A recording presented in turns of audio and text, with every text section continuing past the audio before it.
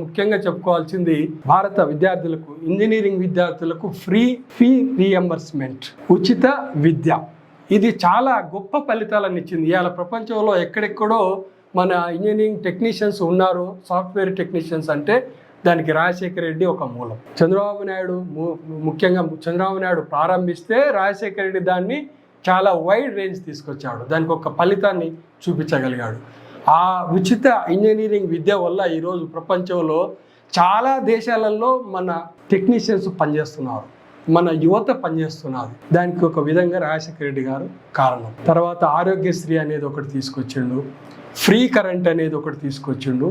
ఇక్కడ అతను ఇన్ని పనులు ఇంత బాగా చేసిన తర్వాత కూడా 2009 ఎలక్షన్లు వచ్చేసరికి ప్రజలు మళ్ళీ రాజశేఖర రెడ్డికి పట్టం కట్టారు. కానీ చాలా మినిమం మెజారిటీతో 294 సీట్లకు గాను కేవలం 156 సీట్లు మాత్రమే ఇచ్చారు.